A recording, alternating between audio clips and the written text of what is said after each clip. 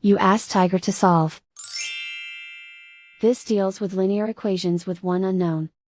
The final result is x equals 20. Let's solve it step by step. Simplify the expression. Group like terms.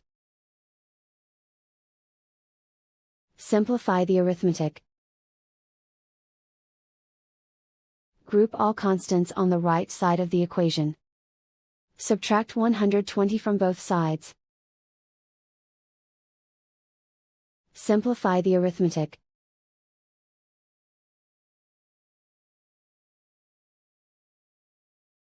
Isolate the x. Divide both sides by 3.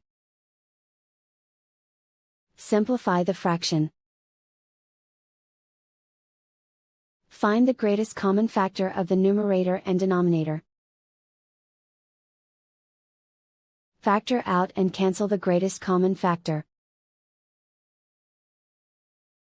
And so the final result is x equals 20.